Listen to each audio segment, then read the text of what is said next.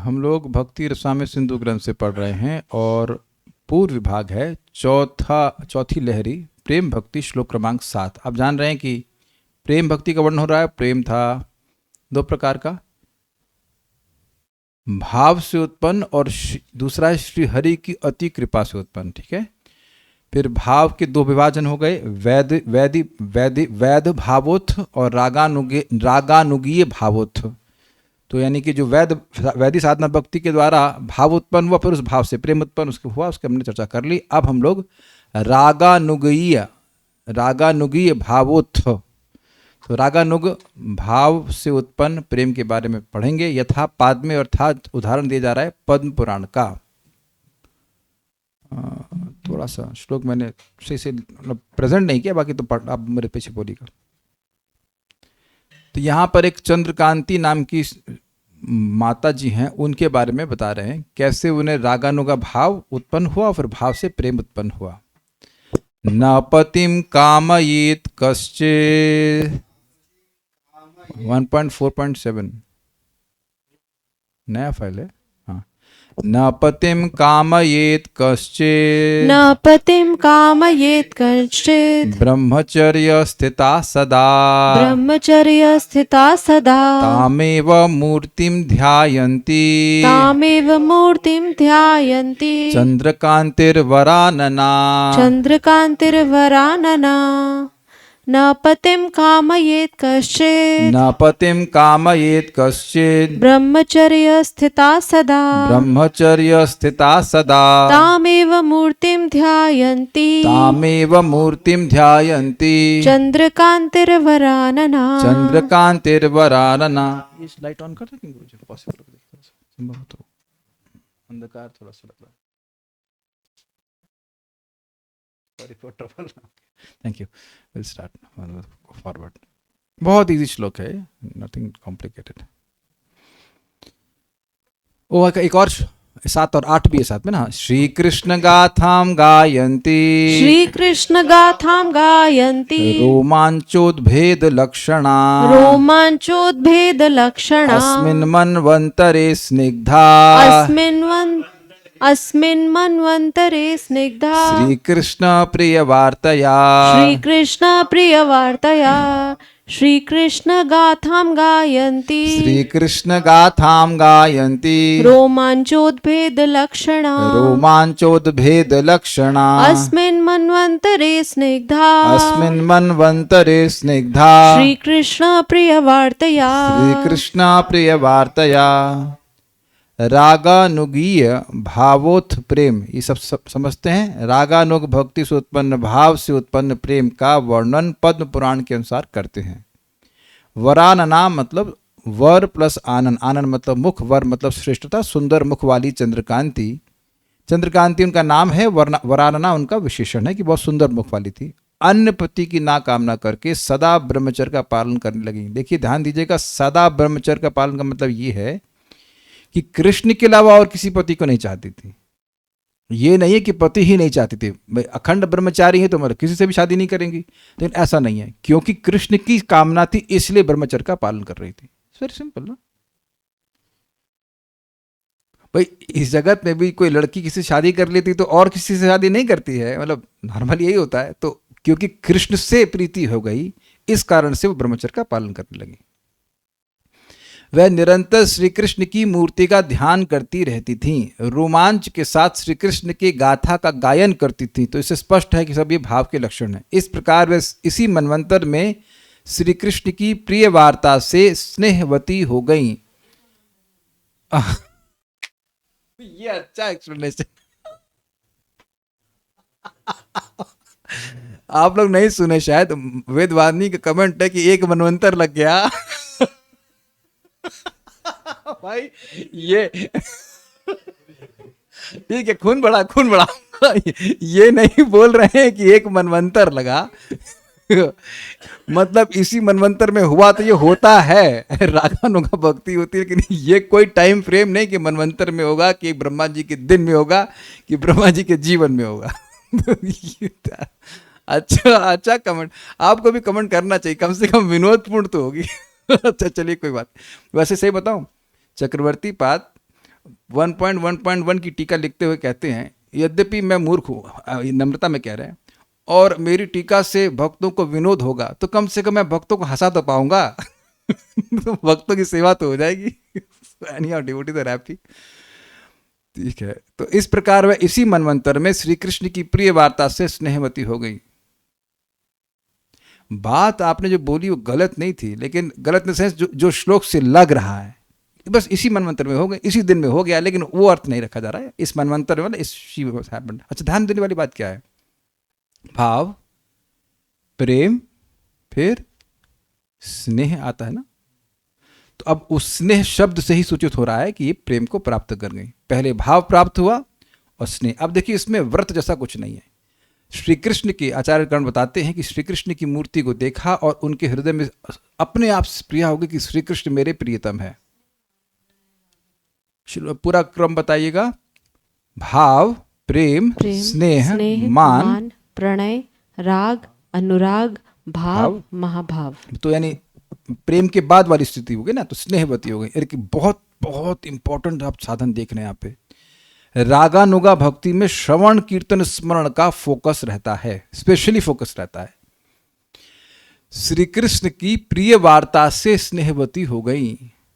Obviously भगवान श्री कृष्ण की जो ऐसी लीला होंगी जो माधुर्य रस को पुष्ट कर रही, उसको ही बार बार सुनती रही होंगी। अब डिटेल तो नहीं बताया गया, लेकिन इससे स्पष्ट हो रहा है।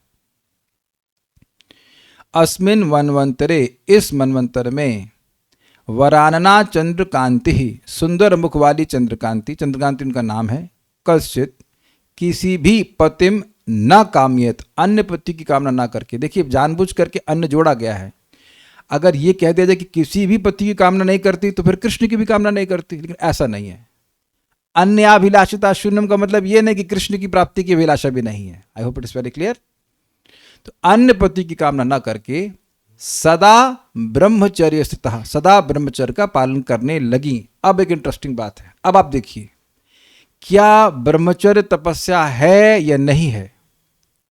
है। भगवान भगवद गीता में शरीर की तपस्या में कहते हैं, देव द्विज गुरु प्राज्ञ पूजनम शौच मार्जवम ब्रह्मचर्यम अहिंसाम च शारीरम तप उच्यते। देव यानी देवता यानी भगवान, द्विज यानी ब्राह्मण, गुरु यानी गुरु, और प्राज्ञ जो हमसे अधिक ज्ञानवान है, प्रज्ञ प्रकृष्ट ज्ञान वाले हैं, उनका सम्मान करना चाहिए। देव द्विज गुरु प्राज्ञ पूजनम, उनकी पूजा करना चाहिए। ये शौचम नहाना इत्यादि, आर्जव सिंप्लिसिटी, और ये सब, और उसके बाद ब्रह्मचर्यम अहिंसा, ब्रह्मचर्य और अहिंसा ये शरीर की तपस्या है। तो अब अगर हम ब्रह्मचर्य का पालन करेंगे तो वह तपस्या है। अग्रीड, और करना चाहिए, बड़ी अच्छी बात है। लेकिन यहां ब्रह्मचर्य का पालन क्या शास्त्र आज्ञा से हो रहा है? वेद बात नहीं, बताइए प्लीज, बताइए जल्दी से बताइए। आपको क्या समझ में आ रहा है? नहीं प्रभु जी। किस चीज से ब्रह्मचर्य का पालन कर रही है वो? किस प्रेरणा से ब्रह्मचर्य का पालन कर रही हैं? भगवान के प्रति जो आसक्ति है, हाँ, प्रेम भगवान के प्रति जो उनको पति प्राण के रूप में प्राप्त करने की जो लोभ है, इस कारण से वो ब्रह्मचर्य का पालन करने लगी। अब आपको समझ में आ गया कि ये वैधि भक्ति नहीं है। Is it all clear to everyone? कोई कठिनाई समझने में? कोई कठिनाई हो तो बताइए। क्लियर है कि ये ब्रह्मचर्य का पालन कर रही हैं, लेकिन शास्त्र आज्ञा से नहीं कर रही हैं। शास्त्र की आज्ञा के विरुद्ध भी नहीं जा रही हैं, लेकिन शास्त्र की आज्ञा से ही नहीं कर रही हैं। वो भगवान को प्राप्त करने के लिए, पति के रूप में प्राप्त करने के लिए अपने आप ही ब्रह्मचर्य का पालन होने लगा। जैसे स्वाभाविक सी बात है। इसी तरह से देखिए ना, इस जगत में कोई पतिव्रता नारी है तो उसका मन अपने पति में लगा हुआ है, तो स्वाभाविक रूप से वो अन्य पति में नहीं जा रहा। तो ब्रह्मचर्य का पालन हुआ कि नहीं? उस तरह से देखते हैं कि नहीं? होता है ये। तो अब भगवान में लग गया, तो अब किसी प्रकार की ब्रह्मचर्य खंडन होने की बात ही नहीं है। ये बात समझ में आनी होगी आपको लोग, ठीक है। ताम एव, वह उसी भगवान की, वह उसी मूर्ति श्री कृष्ण की मूर्ति को ध्यायंती, ध्यान करती हुई। इससे क्या सूचित हो रहा है? इससे यह सूचित हो रहा है कि भगवान श्री कृष्ण की मूर्ति को देखा, उन्हें विग्रह को देखा, और उनका स्वतःस्फूर्त भाव उनका भगवान के प्रति जागृत हो गया। वो साधना वादना नहीं करी, उस तरह की साधना नहीं करी जैसे कि साधना का विनिवेश से प्राप्त होता है। Is it okay? ये हम लोग सुन चुके हैं कि ऐसे भी राग भगवान में उत्पन्न हो सकता है। भगवान के पार्षदों के संपर्क से, धाम के संपर्क से, there can be many things, we have discuss that, और राग प्राप्त हो सकता है। तो यहाँ पे उनको राग भगवान के विग्रह को देखकर प्राप्त हुआ। ओके, और उसका बार बार वो ध्यान करती रही। श्री कृष्ण गाथाम रोमांचोद्भेद लक्षणा, श्री कृष्ण की कथा को रोमांच लक्षण प्रकट करते हुए, देखिए एक शब्द है ऐसे, रोमांच प्लस उद्भेद प्लस लक्षणा, जो रोमांच के लक्षण थे उनमें वो उद्भेद यानी प्रकट हो गए, ये बात थी भगवान की गाथा को गाते गाते। गायंती मतलब गाती हुई। और श्री कृष्ण वार्तया स्निग्धा, श्री कृष्ण की प्रिय वार्ता से स्नेहवती हो गई। तो इससे समझ में आ रहा है कि ये रागानुगीय भावोत्थ प्रेम है, ये रागानुगा साधना ही है, दुर्गम संगम नहीं। उस मूर्ति का ही ध्यान करती रही, अर्थात उसी मूर्ति में पहले भाव उत्पन्न हुआ था, किसी अन्य पति की कामना उसने नहीं की, इसके द्वारा गाढ़ ममता के कारण प्रेम दिखाया गया है। अब बहुत पॉइंट समझना होगा। एक पॉइंट ये है कि उसी मूर्ति का ध्यान करने लगी, मतलब मूर्ति के प्रभाव से, भाई आप जानते साक्षात भगवान हैं मूर्ति के रूप में, तो जो अपराधी नहीं है उसके हृदय में भाव उत्पन्न हो सकता है भगवान को देख करके। तो भगवान को देखा चंद्रकांति ने, जो हम समझ रहे हैं यहाँ पे, भगवान को देखा चंद्रकांति ने और उनको भगवान को पति के रूप में प्राप्त करने की इच्छा जागृत होगी, एक, ठीक है। और अब दूसरी बात यह है कि कृष्ण को ही पति चाहती हैं, तो श्री कृष्ण के प्रति ही ममता है कि नहीं। आपको याद होना चाहिए कि भगवान के प्रेम में दो मुख्य लक्षण देखते हैं। एक तो है भाई स्वरूप लक्षण की भाव का सघन रूप है, लेकिन कैसा कार्य करता है, अतिशय ममत्व से चित्त अंकित रहता है, याद है। और दूसरा था स्निग्धता प्राप्त हो जाती है, चित्त अत्यंत द्रवीभूत हो जाता है, ठीक है। तो यहाँ ये कह रहे हैं कि उसकी कृष्ण के अलावा और किसी को पति की कामना नहीं थी, इसे सूचित हो रहा है कि उसका श्री कृष्ण के प्रति अत्यंत ममत्व था। याद है ना वो, मेरे तो गिरधर गोपाल दूसरो न कोई। तो you understand this point, what ममता है, ममता क्लियर हुआ, ठीक है। वह श्री कृष्ण की प्रिय वार्ता से स्नेहवती हो गई थी। ये क्या लक्षण प्रकट हो रहा है, प्रेम के द्वारा चित्त सम्यक मसृणतः, अर्थात सम्यक रूप से पिघल जाता है, तो यह स्नेहवती से सूचित हुआ। तो नोट, स्नेह यह प्रेम का एक उच्च स्तर है, तो यह भी सूचित हुआ कि ये प्रेम को प्राप्त कर गई। तो ये हो गया रागानुगीय भावोत्थ प्रेम का लक्षण, एग्जाम्पल, सॉरी। अर्थ रत्नाल्प दीपिका, किसी अन्य पति की कामना नहीं की, वह ब्रह्मचर्य व्रत में सदा स्थित थी। इससे ज्ञापित हुआ कि अर्थों के प्रति इंद्रियों की स्वयं अरोचकता होने के कारण भाव का प्रकाश हुआ, मतलब भोगों में रुचि उनके अपने आप नहीं हुई। ओके, उसका रागानुगीयत्व श्रीमूर्ति दर्शन से हुआ है, मतलब भगवान को देखा और भगवान के प्रति इच्छा हो गई कि ये मेरे पति बन जाए। देखिए भगवान को तो बहुत सारे लोग देख रहे हैं, श्री विग्रह को बहुत सारे लोग देखते हैं, लेकिन सभी की इच्छा नहीं होती है कि भगवान मेरे पति के रूप में हमको प्राप्त हों। तो स्पष्ट हो रहा है कि ये किसी साधना के द्वारा नहीं आया है, किसी सिस्टम से नहीं आया है, ऐसे, ठीक है, केवल मूर्ति के दर्शन से हो गया। नहीं समझ में आया, भगवान के विग्रह को देखा और देखते इच्छा आ गई कि कृष्ण मेरे पति बनेंगे, कृष्ण मेरे पति हों। हाँ, अब देखिए एक प्रश्न आ सकता है, वेरी गुड, हाँ मैं, अच्छा, बहुत अच्छा आपने प्रश्न किया। मैं देख रहा था कि कोई सोचेगा कि नहीं सोचेगा। देखिए प्रश्न वेदवादिनी का बड़ा सुंदर है, आप लोग नहीं सुनेंगे। प्रश्न इनका ये डाउट ये है कि पति के रूप में तो द्वारका में प्राप्त करते हैं, और रागानुगा साधना तो गोलोक में होती है। तो देखिए पति मतलब पालक, गोपियां क्या श्री कृष्ण को पति के रूप में नहीं चाहती थी वेदवादिनी, ये बताइए।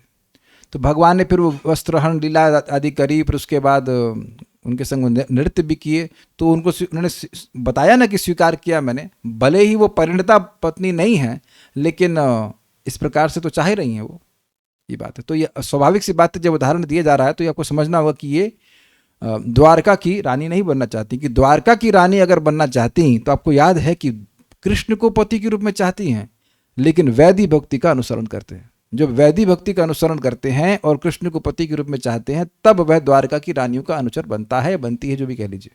ये मैं सुना था। हम बहुत खुश हैं ना, क्यों खुश हैं? क्रम से पढ़ने के कारण वेदवादिनी ने ठीक ऑब्जेक्शन किया, और मैं एटलीस्ट मेरे हिसाब से मैं सही उत्तर दे पाया। Very nice. अगर आप इस श्लोक को, अब इसी ग्रंथ को आप सीधे यहाँ से पढ़ाना शुरू करते कि हमें तो प्रेम चाहिए, तो पीछे का सारा बैकग्राउंड नहीं पता होने से कुछ उत्तर मैं दे ही नहीं पाता। आई एम वेरी हैप्पी कि क्रम से शास्त्र पढ़ने का कितना सुंदर चीज लाभ है कि चीजें एकदम क्लियर रहती हैं। याद आ रहा है आप लोगों को कि जो वैदिक भक्ति करता है और कृष्ण को पति के रूप में चाहता है तो द्वारका में रानियों का अनुचर होगा। उम्मीद है कि बात समझ में आ रही हो। स्वयं देखिए, हाँ, अच्छा चलिए, आप बहुत ध्यान से सुन रही हैं। कह रही हैं कि इंद्रियों की स्वयं रोचकता, मतलब इंद्रियों अरे संस्कृत थोड़ा तोड़िए, स्वयं में हलंत लगता है। हाँ दिखा रहा हूं अभी आपको, स्वयं और हलंत लगाइए प्लस अरोचकता, तब हो जाएगा स्वयं अरोचकता।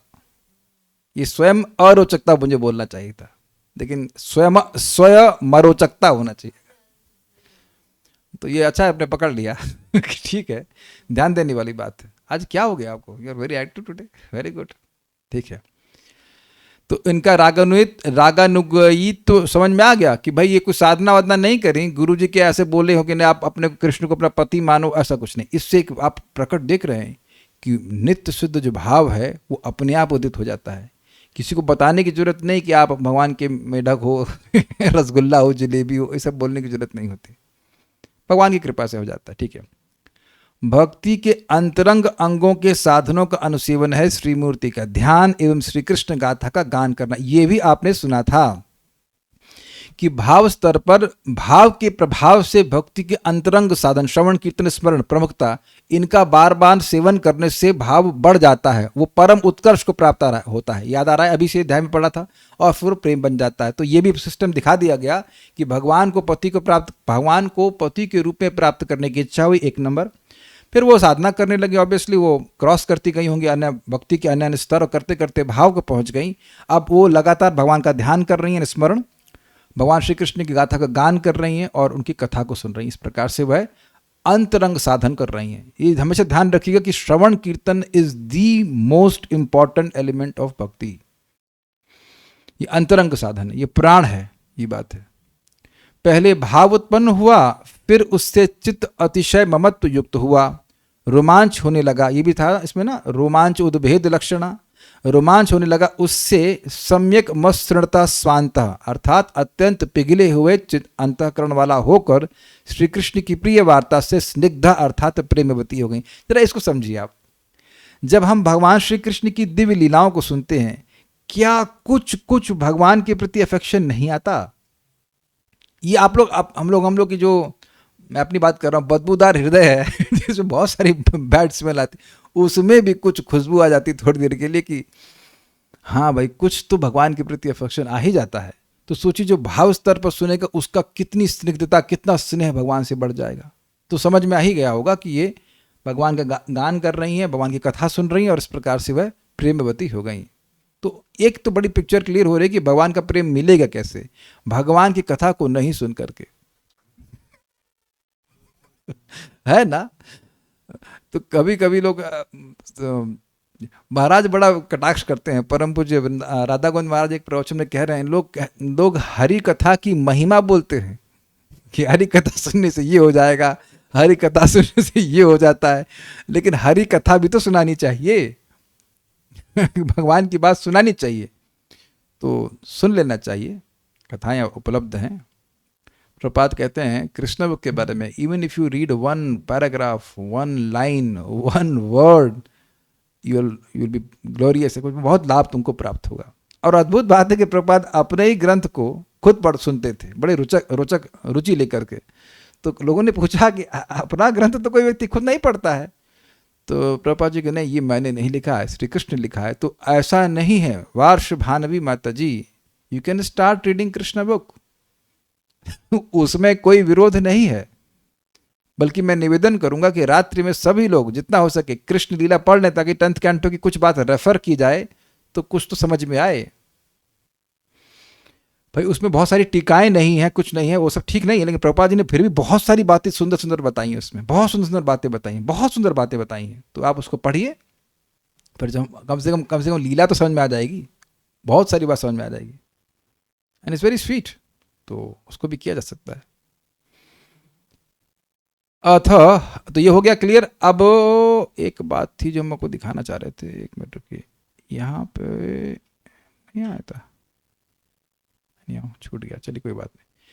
अब बात आ रही है भगवान के अति प्रसाद से। भगवान के प्रसाद का मतलब होता है प्रसन्नता, या प्रसाद का अर्थ होता है कृपा, दोनों ही। तो भगवान के कृपा से किसको प्रेम प्राप्त हो उसके बारे में बात हो रही। अथ हरेर अति प्रसादोत्थ, हरेरति प्रसादोयम संगदानादिरात्मनः। हरेरति प्रसादोऽयं संगदानादिरात्मनः। हरेरति प्रसादोऽयं संगदानादिरात्मनः। हरेरति प्रसादोयम संगदानादिरात्मनः। श्री हरि के अति प्रसादोत्थ यानी प्रसाद से उत्पन्न प्रेम का लक्षण कहते हैं। स्वसंग दानादि ही श्री हरि के अति प्रसाद हैं। अपने संग का दान आदि, अब दान कर, अपने संग का दान कर रहे हैं या अपना कुछ और कुछ भी, भगवान की वंशी ध्वनि को सुन ले, इट कैन बी एनीथिंग। भगवान स्वयं करते। उसे सुना गया कि मधुसूदन, श्रीपाद मधुसूदन सरस्वती पहले इम्पर्सनलिस्ट थे। इम्पर्सनलिस्ट नहीं थे, वो इम्पर्सनलिस्ट के लीडर थे। और वृंदावन आए तो भगवान श्री कृष्ण की डायरेक्ट कृपा उनको मिली। कुछ तो था, उन्हें रूप देखा भगवान का, कुछ तो भगवान को उनको स्फूर्ति हुई। और उसके बाद वो बनारस गए तो अब वो श्री कृष्ण के अलावा कुछ वर्णन ही नहीं करते, रोते रहते लगातार। तो वहाँ पर उनके शिष्यों ने पूछा ये क्या हो गया, आप कुछ कृष्ण कृष्ण ही बोलते रहेंगे, ये कुछ तत्व का वर्णन भी करेंगे। तो वो एक श्लोक बोलते हैं, मैं भूल रहा हूँ, अगर कोई ढूंढ सके तो, वंशी विभूषित करा ऐसे करके श्लोक शुरू होता है। वंशी विभूषित करा नवनीदराभा ऐसे करके श्लोक है, बड़ा सुंदर श्लोक है। तो वो कोट के उसके अंत में लिखते हैं, कृष्ण के अलावा मैं कोई तत्व नहीं जानता। तो आप समझ सकते हैं कि ये है ऐसा कृपा भी कि भगवान की कृपा से डायरेक्ट व्यक्ति भगवान का भक्त बन गया। कई बार भक्त गाते हैं, हमने इसका अभ्यास नहीं किया श्लोक का तो मुझे याद नहीं है। So it is like this. लेकिन इसके दो अर्थ हैं। देखिए, दुर्गम संगिनी के हिसाब से अर्थ लीजिए, संगदान आदि में है जिसकी वह है, मतलब जिसकी शुरुआत में संगदान है। देखिए, आदि का एक अर्थ होता है एक्सेट्रा, और आदि का मतलब होता है आदि यानी शुरुआत। तो दो आचार्यों ने दो अर्थ लिए हैं। जीव गोस्वामी जी कहते हैं आदि मतलब शुरुआत, संगदान आदि में है जिसके वह, जिस प्रेम में सबसे पहले, जिस प्रेम की प्राप्ति में सबसे पहले भगवान का संगदान था। और दूसरा भक्ति सार प्रदर्शनी में कहते हैं निज संग दान करना आदि, मतलब एक्सेट्रा, अपना संग दान करना, अपने रूप को दिखा देना, या कैसे भी करके संग दान किया हो या कुछ और। इस संग 6 प्रकार से होता है ना, गुह्यम आकृति पृच्छति, भुंक्ते भोजते चैवा, और ददाति प्रतिगृह्णाति तो है ना। तो इस प्रकार से व्यक्ति भगवान कुछ दे दे, अपना प्रसाद दे दे, अपना स्वरूप का दर्शन करा दे, जैसे भी कराएं। तो इसमें कह रहे हैं आदि संगदान या किसी और तरह से। तो आदि को दो तरह से यूज किया गया है। पहले मैं समझ नहीं पाया कि ये क्या बोल रहे हैं, गलत। मुझे लगा कि भक्ति सार प्रदर्शनी में गलत बोल रहे हैं। गलत नहीं, they are just using the words in different वे।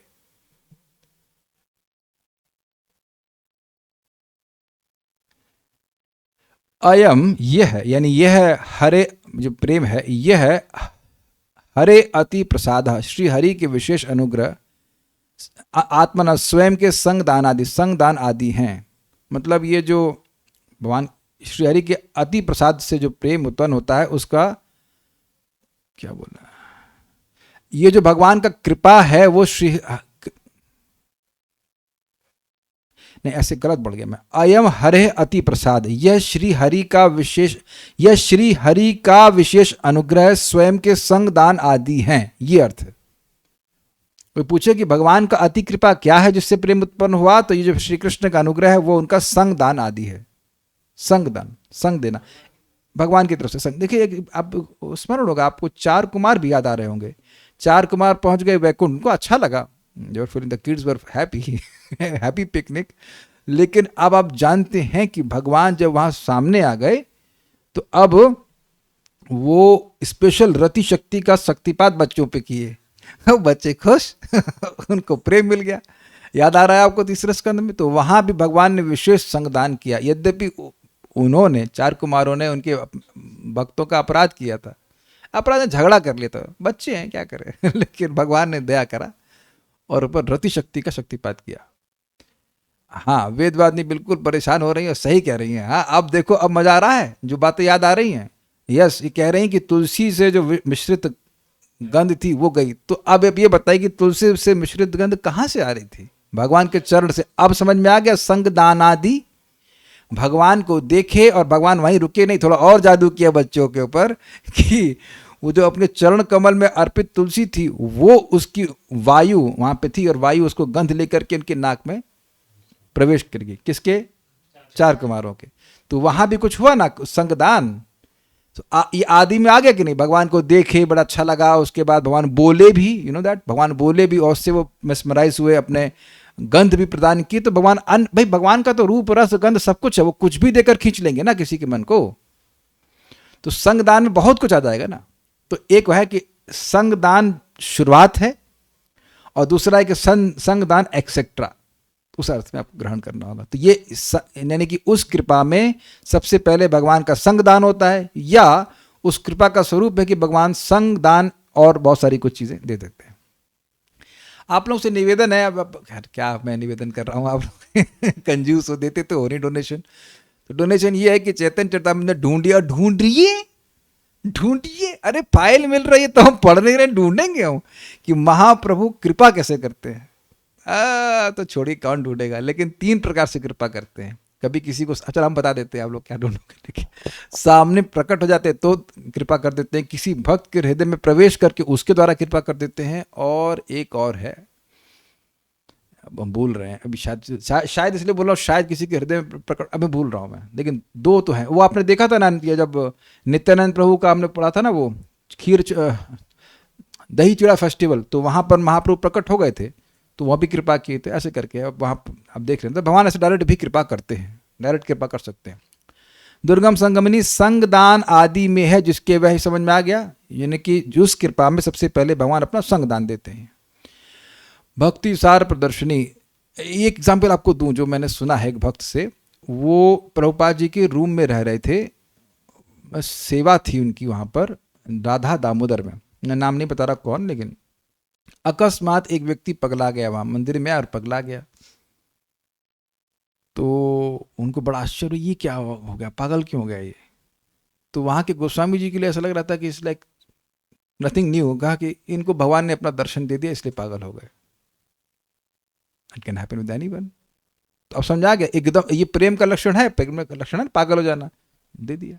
तो वो जो महाराज किताब लिखी, बोले हम सोच रहे थे कि हमारे संग कब होगा ये when it will happen with me, it can happen with anyone. Krishna is supreme, you can't question Krishna कि आप कृपा क्यों कर रहे हैं, ठीक है। वैसे भी जिस पर हो रही है वो तो करेगा नहीं और जिस पर नहीं हो रही है उसे करने का फायदा नहीं। तो भगवान कहेंगे तो बहुत क्वेश्चन कर रहे हो, आओ पीछे लाइन में पीछे चले जाओ। ये कहना चाहिए भगवान ठाकुर जी हम पर भी थोड़ा सा 2-4% हम पर भी कर दीजिए। भक्ति सार प्रदर्शनी, निज संग दान करना आदि श्री हरि की अति प्रसन्नता का कार्य होने के कारण जो प्रेम उत्पन्न होता है उसको श्री हरि के अति प्रसाद से उत्पन्न प्रेम कहते हैं। सिंपल सी बात कह रहे हैं कि इसमें भगवान कुछ भी कर सकते हैं। समय है यथा एकादशे 11.12.7। तो यहां पर भगवान स्वयं कह रहे हैं, ये भगवान की ही उक्ति है उद्धव जी के प्रति कि भगवान कैसे कृपा किए हैं। कुछ लोगों को अपने भक्तों के द्वारा कृपा दी और कुछ लोगों को सीधे डायरेक्ट भी कृपा दी है, जिन्होंने कोई साधना नहीं करी लेकिन अब सीधे भगवान ने कृपा दे दी। तेना, अरे वो तो याद, भूल क्यों रहे हैं, वो याद आ रहा है चैतन्य महाप्रभु। अरे भाई अपने चैतन्य महाप्रभु साउथ इंडिया में, भाई साउथ इंडिया में गए ना, आपके गाँव में आए थे, आपके क्या कर रहे थे आप कर्णामृत प्रभु तो कर्णामृत प्रभु के गांव में चैतन्य महाप्रभु पहुंचे और उन्होंने कहा कृष्ण कृष्ण। कर्णामृत प्रभु कहे मैं बाद में बोलूंगा, अभी नहीं कपड़े तो ठीक है, लेकिन जिन लोगों ने बोला कृष्ण कृष्ण सबको प्रेम मिल गया। So you see this is mercy. तेनाधीत श्रुति गणानोप तेनादीत श्रुतिगणानोपासित महत्तमाः तेनादीत श्रुतिगणानोपासित महत्तमः अव्रता तप्त तपसः मत्संगान् मामुपागताः अव्रता तप्त तपसः मत्संगान् माम् उपागतः तेनाधीत श्रुतिगणा नोपासित महत्तमः दीनाधीत श्रुतिगणान्नोपासित महत्तमाः अव्रता तप्त तपसः मत्संगान् माम् उपागतः अव्रता तप्त तपसः मत्संगान् मामुपागताः। जैसा कि एकादश स्कंद में कहा गया है, किसके द्वारा कहा गया है? भगवान के द्वारा कहा गया है। उन लोगों ने न तो वेदों का अध्ययन किया था और न विधि पूर्वक महापुरुषों की उपासना करी थी। इसी प्रकार उन्होंने कृच्छ मतलब कठिन चंद्रायण आदि व्रत और कोई तपस्या भी नहीं की थी। चंद्रायण व्रत में होता है कि जब अमावस्या से पूर्णिमा को जाएगा तो आप अपना भोजन एक एक और बढ़ाएंगे, है ना। अमावस्या से पूर्णिमा बढ़ रहा है ना, और पूर्णिमा से अमावस्या जाएगा तो एक एक और कम करेंगे। I think it's quite interesting. एक और तो कम नहीं हो रहा है मेरा आज तक, वो क्या कम करूंगा, एनीवेज बढ़ा देंगे तो ठीक है। अच्छा, और कोई तपस्या भी नहीं की थी, केवल मेरे संग के प्रभाव से वे मुझे प्राप्ति की। तो भगवान ऐसा करते हैं। ओके, पहले अन्वय को देख लेते हैं। ते उन लोगों ने, अब उनका प्रश्न होगा किन लोगों ने, उसको नोट में समझाऊंगा। ये 11, 12, 7 है, तो 1 से लेकर के 6 तक बताए हैं भगवान की किन किन लोगों ने कृपा प्राप्त करी थी। न अधीत श्रुतिगणा, अधीत मतलब अध्ययन नहीं किया, अध्ययन करना, और न अधीत मतलब पढ़े नहीं। न तो वेदों का अध्ययन किया था, श्रुति मतलब वेद, और न उपासित महत्तमा, और न विधि पूर्वक महापुरुषों की उपासना करी थी। स्पष्ट समझ आ रहा है। अव्रता, इसी प्रकार उन्होंने कृच्छ चंद्रायण आदि व्रत और अतप्त तपसा, कोई तपस्या भी नहीं की थी। मत संगात, केवल मेरे संग से माम उपागतः, मुझे प्राप्त हो गए। ठीक है, तो ये दिखा रहा है, भगवान स्वयं बोल रहे हैं कि वह कृपा करते हैं डायरेक्टली। अब 11, 12, 1 से 6 को पढ़ लेते हैं ताकि बात समझ में आए। मैं एक साथ ही बोलता जा रहा हूँ ताकि थोड़ा समय बच जाए। श्री भगवान उवाच नारोधयति माम योगो ना सांख्यम धर्म एव च न स्वाध्यायस्तपस्त्यागो निष्ठापूर्तम न दक्षिणा व्रतानि यज्ञश्छन्दांसि तीर्थानि नियमायमाः यथा वरुन्धे सत्संगः सर्वसंगापहो हि माम। भगवान ने कहा, हे उद्धव, मेरे शुद्ध भक्तों की संगति करने से इंद्र तृप्ति के सारे पदार्थों के प्रति आसक्ति को नष्ट किया जा सकता है। It's very interesting but we not discuss further. समझ में आ रहा होगा आपको। शुद्धि करने वाली ऐसी संगति मुझे मेरे भक्त के वश में कर देती है। कोई चाहे अष्टांग योग करे, प्रकृति के तत्वों का दार्शनिक विश्लेषण करने में लगा रहे, चाहे अहिंसा तथा शुद्धता के अन्य सिद्धांतों का अभ्यास करे, वेदोच्चारण करे, तपस्या करे, संन्यास ग्रहण करे, कुआं खुदवाए, वृक्ष लगवाए तथा जनता के अन्य कल्याण कार्यों को संपन्न करे, चाहे दान दे, कठिन व्रत करे, देवताओं की पूजा करे, गुह्य मंत्रों का उच्चारण करे, नॉट भगवान का नाम नहीं, और अन्य मंत्र, गुप्त मंत्र बोले, तीर्थ स्थानों में जाए या छोटे बड़े अनुशासनात्मक आदेशों को स्वीकार करे, मतलब ये करो वो मत करो, सब विधि निषेध का पालन करे, किंतु इन सब कार्यों को संपन्न करके भी कोई मुझे अपने वश में नहीं कर सकता। तो क्या सीखा? वैष्णवों की संगति से ही भगवान वश में आते हैं। ही बिकम्स ओवरवेल्म्ड बाय दिस। इससे ये तो समझ में आ रहा है ना कि प्राथमिकता या सारा वेटेज किसको देना चाहिए। तीर्थ स्थान में भ्रमण करने भी जा रहे हैं तो वैष्णव की संगति होनी चाहिए। वैष्णव संगति मतलब श्रवण कीर्तन। ये नहीं कि बस में बैठे सट करके बैठ गए तो संगति हो गई। धक्का मार रहे वक्त को। ऐसा नहीं। अरे कोई है कस्टमर जो हुए इस तरह से, कोई कस्टमर है, मान लो कोई पूछे तो भगवान नाम रख रहे हैं। सत्संगे न ही दैत्यया या तो धाना मृगा खगा गंधर्वाप्सरसो नागा सिद्धाश्च चारणा गुह्यका विद्याधरा मनुष्येषु वैश्या शूद्रा स्त्रियो अन्त्यजा रजस्तमः प्रकटयस्तस्मिन् तस्मिन् युगे युगे बहवो मतपदं प्राप्तास्त्वाष्ट्रा कायादवाधयः वृषपर्वा बलिर्बाणो मयश्चाथ विभीषणः सुग्रीवो हनुमान ऋक्षो गजो गृध्रो वणिकपथ व्याधा कुब्जा व्रजे गोप्यो यज्ञपत्नस्तथा परे। हम सोच रहे हैं कि किसी को छोड़े भी हैं। सबको सब रेंज में आ गए।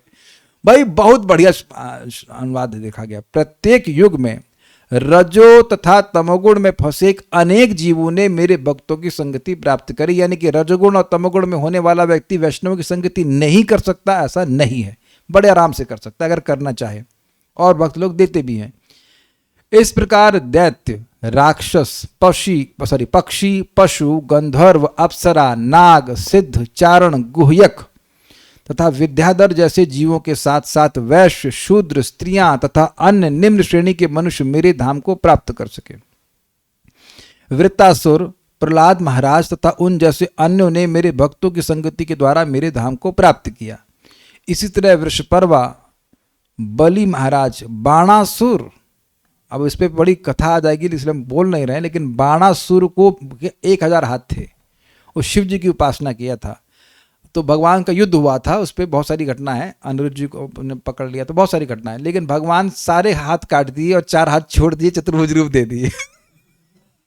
सब में से काट रहे थे, सारे काट देते, लेकिन ना 4 हाथ रख दी तब चतुर्भुज रूप हो गया। वैकुंठ का स्वरूप दे दिए भगवान, इतने भगवान दयालु है। मय मतलब मय दानव, विभीषण तो समझते हैं, सुग्रीव, हनुमान, जाम्बवान, गजेंद्र, जटायु, जटायु जानते हैं आप, तुलाधार, तुलाधार कौन पता है, हमको नहीं पता, धर्मव्याध, ये सुना है शब्द धर्मव्याध का, इसकी कथा मुझे नहीं पता, किसी को मिल जाए तो मेरा भेजना को पढ़ेंगे। धर्मव्याध की क्या कथा थी, it has to be with reference, बताइएगा, बड़ा इंटरेस्टिंग, हम आज तक कभी समझ नहीं पाए क्या है, कौन है ये। कुब्जा तो जानते हैं, कुब्जा तो किसी की संगत नहीं करी ना, क्लियर हुआ, सीधे कृष्ण ने कृपा दिया कि नहीं दिया उसको, ओके।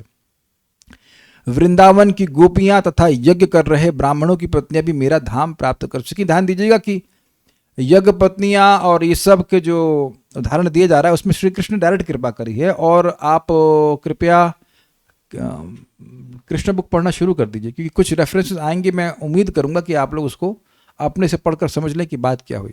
तो ये मैं खाली नोट इसलिए रखा समझाने के लिए कि इसके बाद भगवान बोल रहे हैं कि इन्होंने, जो हमने श्लोक पढ़े, कि इन्होंने कोई वेद अध्ययन नहीं किया, कोई महात्मा की सेवा नहीं करी, लेकिन मेरी कृपा से या मेरे भक्तों की कृपा से वह मुझे प्राप्त करी। तो मेरी कृपा के एग्जाम्पल भी इसमें आ रहे हैं, इसलिए 11.12.7 को कोट किया गया है। दुर्गम संगमनी, पूर्वोक्त बलि महाराज, पूर्वोक्त मतलब जो 11.12.1 to 6 में जो बातें नाम रखे गए ना, बलि महाराज का भी नाम आया था, तो कह रहे हैं पूर्वोक्त बलि महाराज आदि मेरे संग से ही मुझको प्राप्त किए। याद आ रहा है ना कि बलि महाराज के यज्ञ में भगवान सीधे चले गए थे वामन देव, तो वहां किस वैष्णव की संगत करी थी? आप कहोगे प्रहलाद महाराज, ओके आई एक्सेप्ट, लेकिन भगवान उस कंटेक्स्ट में आप देखिए सीधे कृपा किए ना, प्रहलाद महाराज के थ्रू ऐसे कृपा नहीं किए।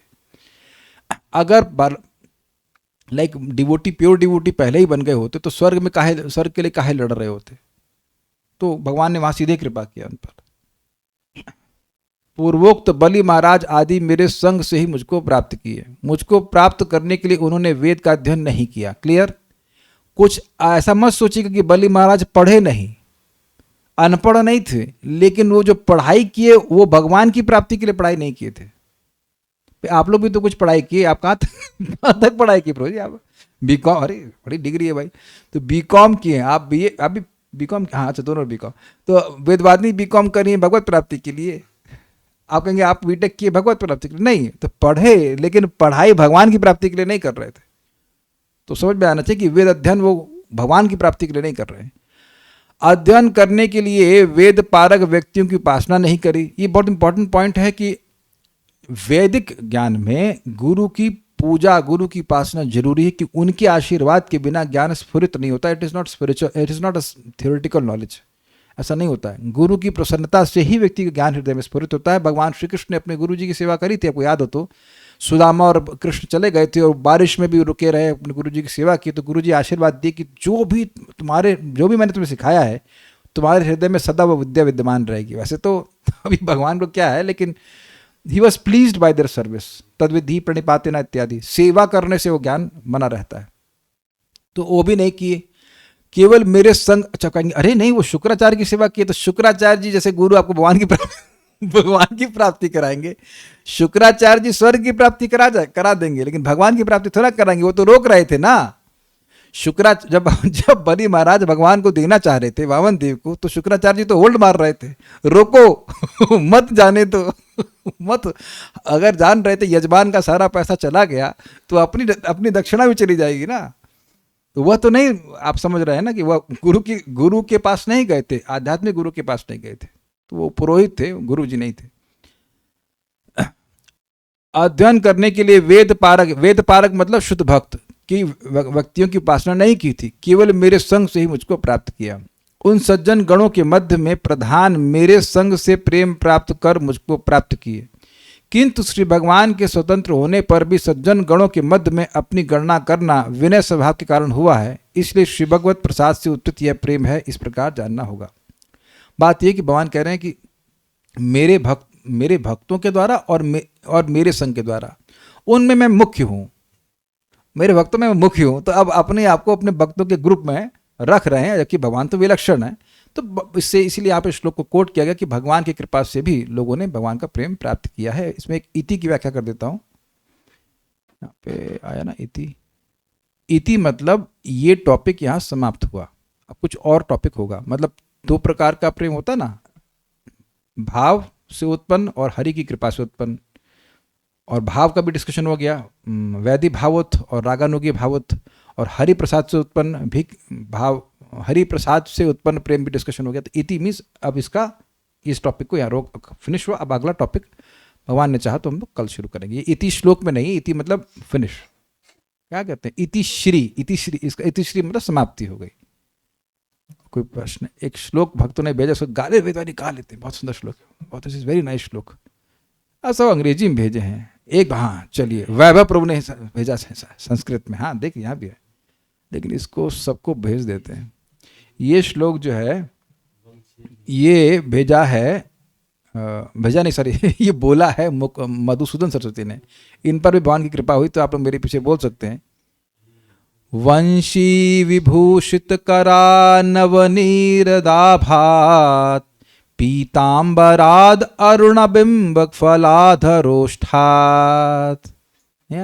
अंशी विभूषित करान्नवनीरदाभात् पीतांबरात् पीतांबराद अरुणबिंब फलाधरोष्ठात्। पीतांबरा अरुणबिंब फलाधरोष्ठात्। पूर्णेन्दु सुंदर मुखादरविंद नेत्रा। पूर्णेन्दु सुंदर मुखादरविंद नेत्रा। कृष्णात् परम किमपि तत्त्वमहं न जाने। कृष्णात् परम किमपि तत्त्वमहं न जाने। तो ये शिला मधुसूदन सरस्वती ने लिखा था। वो पहले इम्पर्सनलिस्ट थे, वो चेंज हो गए। और एक ये भी बिल्वमंगल ठाकुर जी भी तो थे इसी प्रकार से। बिल्वमंगल ठाकुर जी भी इम्पर्सनलिस्ट थे, लेकिन भगवान की डायरेक्ट कृपा हुई तो उनको भाव और उसका प्रेम प्राप्त हो गया। ओके, कोई क्वेश्चन? एक, कोई क्वेश्चन? दो, कोई क्वेश्चन? तीन है? ओके, जस्ट 1 सेकेंड माता जी, 1 सेकेंड। पहले हरे कृष्णा बोलिए, let me see if I can hear you. Hare Krishna प्रभु जी। बोलिए। धन्यवाद प्रणाम प्रभु जी। मेरे 3 प्रश्न हैं और एक एक करके पूछिए। प्रश्न की भूमिका इस प्रकार है कि जैसा कि भक्ति रसामृत सिंधु में पहले बताया गया कि भोग और मोक्ष की इच्छा हृदय में हो तो भाव भक्ति की प्राप्ति नहीं हो सकती। और वहां पर आपने बताया था कि मोक्ष का अर्थ है सायुज्य, तो है ही, सायुज्य मुक्ति तो उसका अर्थ है ही, लेकिन साथ ही सारूप्य, सालोक्य, सामीप्य और साष्टी की भी कामना नहीं होनी चाहिए, तभी भाव भक्ति की प्राप्ति होगी। तो प्रश्न कुछ इस प्रकार है कि पहला प्रश्न है, क्या बिना प्रेम प्राप्त किए भगवत धाम की प्राप्ति नहीं होती? और दूसरा प्रश्न है, सारे तीन एक एक करके, क्या भगवान का प्रेम प्राप्त किए बिना भगवान के धाम की प्राप्ति नहीं होती? ये मैं भी सोचा करता था और अंतर आ सकता है। तभी तो भगवान कह रहे हैं कि स्वर्गापवर्ग मद धाम कथंचिद यदि वांछति। सुना है ना श्लोक, तो याद हो गया होगा आपको कि अगर मेरा भक्त मेरे धाम की इच्छा करता है तो अगर करता है तो आसानी से प्राप्त कर लेता है। यानी कि शुद्ध भक्त भगवान के धाम की प्राप्ति नहीं करता। यानी देखिए, बात सिंपल है। और कृपया आप 11:55 भगवद गीता के श्लोक को देखिएगा, बिल्कुल स्पष्ट प्रपात वहाँ पे समझाते हैं कि मत कर्म कृन मत परमो मद संग मद भक्त संग वर्जितः निर्वैर सर्वभूतेषु यह समामेति पांडव। तो वहाँ मत पर का अर्थ बड़ा स्पष्ट बताया गया कि भगवान को अपने जीवन का लक्ष्य प्राप्त रखा है उसने। भगवान उसके जीवन के हाईएस्ट लक्ष्य है, ना कि भगवान के धाम जाना। देखिए बिल्कुल क्लियर है यहाँ पे। आपका यहाँ तो क्या आप पर नहीं घटित होगा, लेकिन जो भक्त यहाँ मेरे रूम पे आए हैं वो प्रवचन सुनने आए, and that means there is a loving exchange, loving relationship. आप हमारे घर का कुछ भोजन खाने के लिए या एसी वटेवर, एसी तो चल भी नहीं रहा है, इस तरह से नहीं प्राप्त करने के लिए आए हैं। लेकिन मैं आपको, ये आपका ऑडियो डिस्कनेक्ट हो गया, आप सुन भी रही हैं मेरी बात? नहीं, मैं सुन रही हूँ। नहीं नहीं सॉरी, आपका वो फाइन, ओके। लेकिन आपको उदाहरण दिए थे कि इज क्लियर। मेरा ऑफिस था, गर्मी का समय था, तो अब कभी कभी मैं ऑफिस में पहले क्लास दिया करता था, तो एक व्यक्ति आ गए मेरे ऑफिस के अंदर, तो लगा मुझसे कि मुझसे कुछ बात करना चाहिए। कहते नहीं नहीं, बाहर बहुत गर्मी है इसलिए आ गए। तो वैकुंठ व्यक्ति जा सकता है नामाभास से ही, नामाभास से अजामिल वैकुंठ गेला रे, सुना ना आपने? लेकिन वहाँ भाव प्राप्त करके नहीं होगा, तो अंतर आ जाता है। और हमने ये भी सुना था कि व्यक्ति जब भगवान का प्रेमी होता है तो भगवान की सेवा करने के लिए वैकुंठ को स्वीकार कर लेता है। ऐसा नहीं कि भगवान के धाम जाना चाहते, मतलब उसको अवर्जन नहीं है वैकुंठ से, बट वो प्रायोरिटी नहीं है। तो जैसे यहाँ भक्त आते हैं, कभी कभी मान लीजिए एसी नहीं चल पाया, तो आप लोग क्लास नहीं सुनेंगे नहीं एसी चलाओ। तो प्रायोरिटी क्या है, दोनों में अंतर आ जाना चाहिए। अच्छा, मान लीजिए कोई क्लास सुनने नहीं आ रहा है, तो मैं मेरे घर में आने भी नहीं दूंगा उसको इलेक्ट्रिशियन आता है, आपके घर में कोई इलेक्ट्रिशियन नहीं आता, कभी इलेक्ट्रिशियन आता है, कुछ आता है, तो उसको आने नहीं देते हैं, आने देते हैं। तो भगवान की भक्ति करके व्यक्ति वैकुंठ की प्राप्ति कर सकता है, दैट इज ईजियर।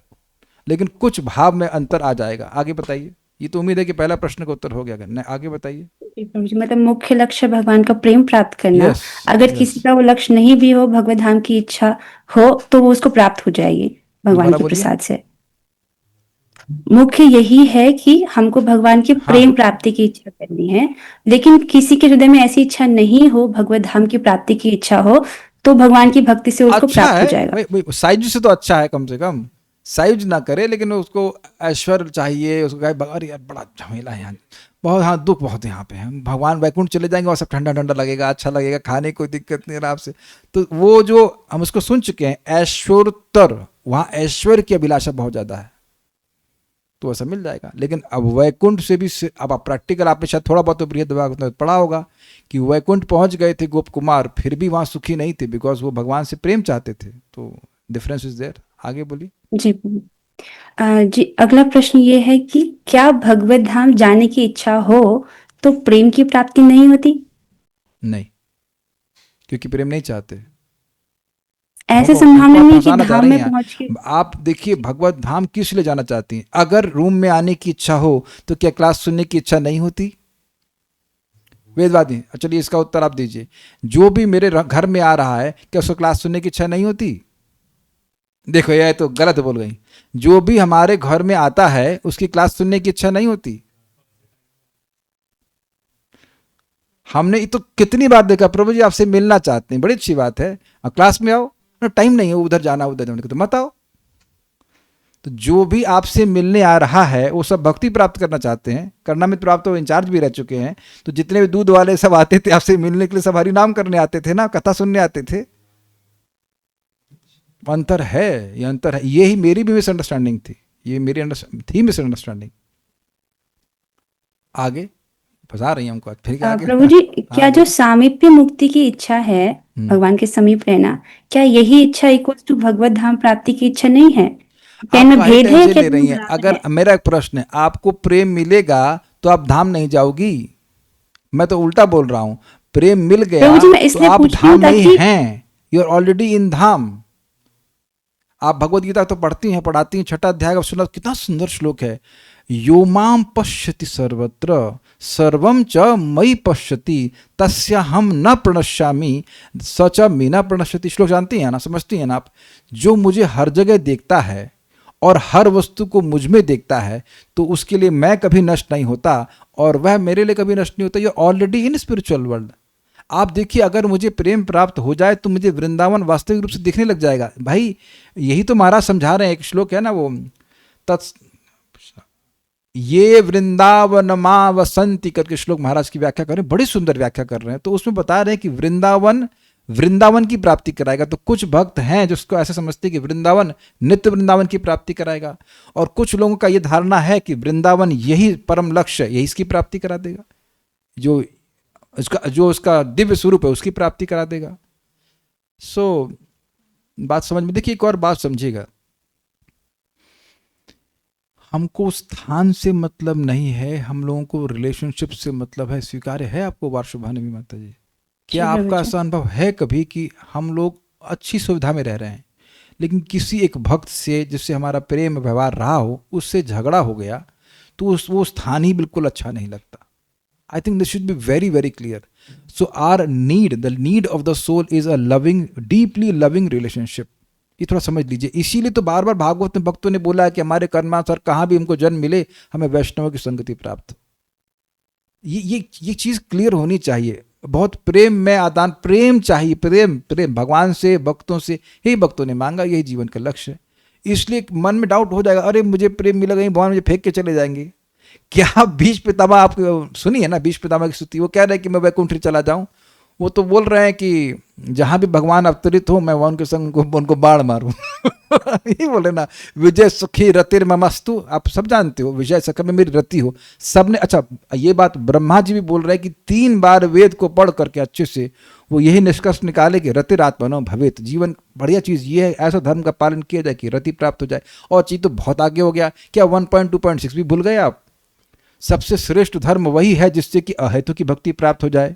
तो अहेतु मतलब ये भी हेतु नहीं होना चाहिए कि मैं वैकुंठ चला जाऊं, वो एक हेतु है, वो एक हेतु है। गोपियां ने क्या नहीं कि मैं वैकुंठ चली जाऊं, यहां चले जाऊं, ना ही कोई अन्य पार्षद कह रहे हैं। They want Krishna not his opulences, be very careful. तो अगर गोलोक जाना चाहते हैं तो ये क्लियर रखना चाहिए कि भगवान का प्रेम लक्ष्य है। तो आप, और दूसरा आपने ये भी भूल गए, क्या ये बोला गया ना, जब भोग और मोक्ष की इच्छा नहीं करते हैं तो भक्ति देवी स्वयं ही जो भक्ति का सुख है वह उसको हृदय में प्रकाशित करती हैं। देखिए हमें सुखी होना है, चाहे मतलब चाहे वैकुंठ में जाए चाहे, तो सुख आपको यही मिल जा रहा है। और ये भी आपने सुना था दूसरे स्कंद में प्रपात के तात्पर्य में कि भक्ति करते हैं फिर उसके बाद भक्ति लता बढ़ती जा रही है और फिर वो वैकुंठ को भी भेद जा रही है। ओके, वैकुंठ को भी भेद रही है। उसके बाद श्री कृष्ण गोलोक में हैं, उनके चरणों में लिपट जाती है। फिर आते हैं फूल, पहले कली आती है भाव, उसके बाद फूल, और उसके बाद प्रेम रूपी फल आता है और भक्त उसको यहीं बैठे खाता है। तो यही बैठे खाइए, क्या दिक्कत है? तो प्रेम जीवन का लक्ष्य है। उम्मीद है कि क्लियर हो गया होगा। और कोई प्रश्न जी है? प्रभु, कल पूछना। बहुत बहुत धन्यवाद। 9 बज गया। नहीं प्रभु, 9 बजे थैंक यू प्रभु समय जी। समाप्ति की घोषणा होगी। स्टॉप ना। श्री श्री भक्ति स्वामी सिंधु की जय, श्रील प्रभुपाद की जय, निताई गौर प्रेमानंदे।